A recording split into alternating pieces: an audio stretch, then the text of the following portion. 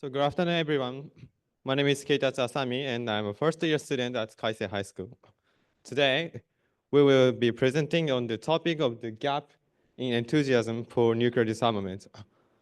Our discussion will focus on the differences in awareness and education regarding nuclear weapons, both within Japan and globally.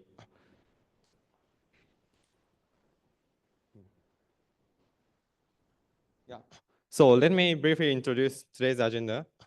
I will start with a short self-introduction followed by a personal story based on my experience from Hiroshima to Tokyo.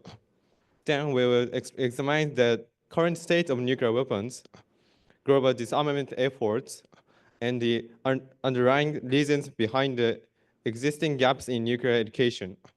After that, I'll introduce some scientific and technological approaches to nuclear education, reflecting on the 80th anniversary of the atomic bombing. So now let us introduce ourselves in more detail. So my name is Keitatsu Asami, and I'm 16 years old now. I'm currently serve as a president of student council at Kaisei High School. And I also practice Japanese archery known as Kyudo. I spent my childhood in Hiroshima, a city that carries a deep historical connection to nuclear weapons. And my name is Yushi Okada, and I'm also 16 years old and a first-year student at Kaisei High School. I serve as the chairperson of the School Festival Committee, which is one of the largest student-organized events in Japan. I'm also active participant in Japanese debates. I was born and raised in Kanagawa, near Tokyo. Kaisei High School, established in 1872, is one of the most prestigious and competitive schools in Japan. It has a strong academic tradition and also encourages active participation in extracurricular activities. So before exploring the global perspective, let's focus on the differences within Japan. There is a significant gap in awareness and education regarding nuclear issues between Hiroshima, Nagasaki, and other regions. This gap influenced how different communities preserve the importance of nuclear disarmament. So first, this is map of Japan. As you can see, Hiroshima and Nagasaki are located the western part of the country. We are from Tokyo, which is a bit more the east. To better understanding these differences, I would like to briefly revisit the history of the Hiroshima bombing.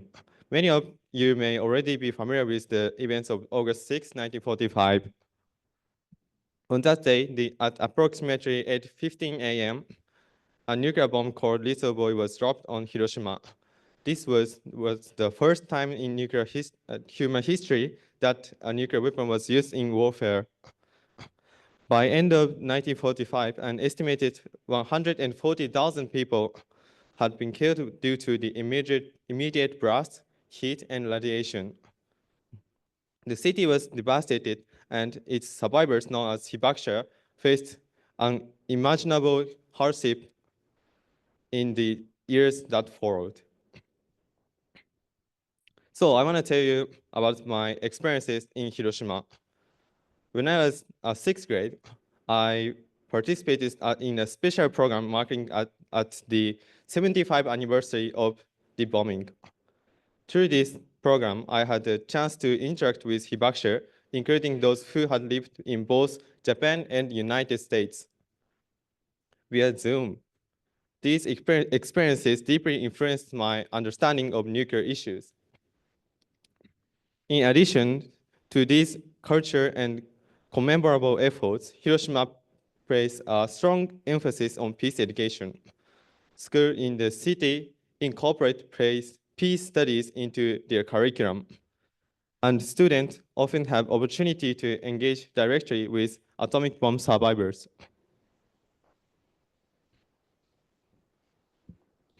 So Hiroshima has since committed itself to preserve in the memory of that the truth education and advocacy for nuclear disarmament. One of the most iconic tradition in the annual lantern floating ceremony. On August 6th, thousands of people Standard of paper lantern inscribed with message of peace floated down the Motoya's River near the atomic bomb zone, serving as solemn remembrance of the victims. However, my experiences was not universal across Japan. So here's my picture, maybe 10 years ago, yeah. In Kanagawa, where I grew up, there are no dedicated peace education programs. Nuclear history was covered briefly in social studies classes, but there are no opportunities to speak with survivors or engage in interactive programs. This discrepancy highlights the uneven distribution of nuclear education within Japan. So next, please look at this graph. This graph shows the result of the question.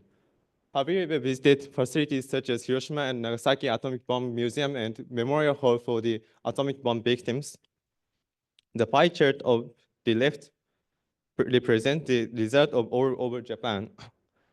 As you can see, 52% in Japan have never visited either of the atomic bomb facilities or in Hiroshima or Nagasaki. The pie chart on the right shows the result from Hiroshima. It shows 81% of people in Hiroshima have visited both facilities in Hiroshima and Nagasaki. Yeah, and this graph shows the result of question, have you ever heard of the embalming experiences?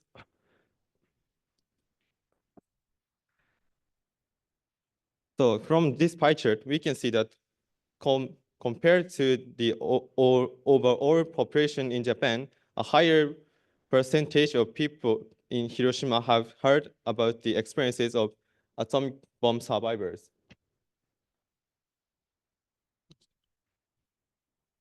And this data shows the number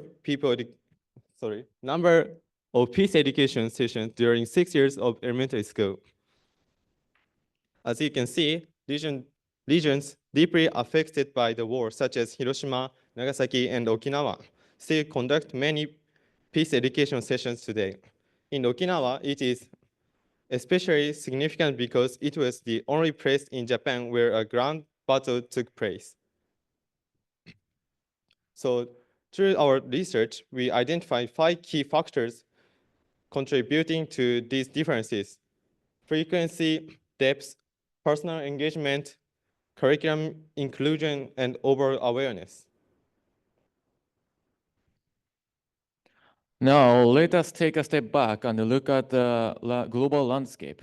I'd like to talk about the current state of nuclear weapons in the world. By looking at the current state, we can start to see the differences in how countries approach nuclear weapons and education. This map shows nuclear warhead numbers in 2025. The US and Russia had most of them with over 4,000 each.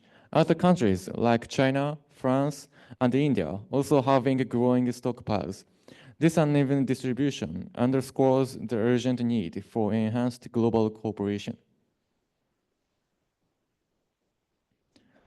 This table shows major international treaties related to nuclear weapons. Some, like the NPT, aim to prevent the spread of nuclear weapons. Others, like the CTBT and TPNW, focus on banning nuclear tests or weapons entirely. There are also regional treaties that establish nuclear weapon-free zones. This map shows the regions of the world that are officially designated as nuclear weapon-free areas. The countries in orange have signed treaties banning the development, testing, and deployment of nuclear weapons in their territories. These include Latin America, Africa, Central Asia, Southeast Asia, and the South Pacific. This graph shows the number of nuclear weapons in the world from 1945 to today. As you can see, the number increased rapidly during the Cold War and reached its peak. After that, thanks to several treaties, the number started to decline. You can also see the trend for the United States and the Soviet Union. Both countries had an overwhelming number of nuclear weapons compared to others. The nature of peace education in different regions may be inferred from each country's nuclear weapons status and disarmament stance. Japan, having experienced nuclear bombings, is often inferred to emphasize the humanitarian consequences of nuclear weapons in its education. In contrast, nuclear-armed states tend to frame these weapons as matters of national security, and their curricula may not critically address disarmament. Regions like Latin America and Africa, which are nuclear weapon-free zones, are expected to promote peace and disarmament education more positively. Thus, peace education likely varies depending on whether a country possesses nuclear weapons, has suffered from their use, or has rejected them diplomatically. Some countries include nuclear issues in education, while others do not. These differences may be influenced by four main factors: media, curriculum, nuclear status, and history. The way a country frames nuclear weapons strongly shapes public understanding. Let me explain some actions the world can take to reduce the gap in nuclear policies and peace education among countries. The Hiroshima Peace Memorial Museum uses digital archives to preserve and share memories of the atomic bombing. By providing access to photos, testimonies, and drawings, people around the world can learn about the reality of nuclear war. This helps reduce the global gap in peace education. So we would like to share a couple of ideas on how technology can help younger generation connect with memory of the past. One idea is in interactive AI experiences where students engage with historical voice and stories, not just learning facts, but also interacting with voice and stories from the past. Another idea is multimedia expression. Students can express their truths on peace through videos, music, or social media. By sharing their own perspectives, they may find new insight and help others relate to these important topics. So we believe peace education should go beyond teaching historical facts. Forcing emphasis to achievements or testimonies may help students connect emotionally with the past. At the same time, education can encourage reflection on how nuclear and other technologies might be used peacefully in the future. Combining emotional understanding with critical thinking may deepen student engagement with the idea of peace. So looking ahead, the 80th anniversary of the atomic bombing in 2025 will be a significant milestone. As we commemorate this anniversary, it is crucial to preserve the memories of aging survivors and continue advocating for nuclear disarmament. Notably, the Nobel Peace Prize has recognized efforts to document and promote these initiatives. Our generation must take responsibility for passing on these stories and lessons to ensure they are never forgotten. So finally, we believe that technology can be both a force of destruction and a source of hope. The choice lies with us, the one who learn and those who teach. By using digital tools, embracing international dialogue, and promoting peace education, we can create a more connected, empathic, and informed world. So together, we may be able to transform this gap into an opportunity for greater global understanding and cooperation. Thank you for your time and attention.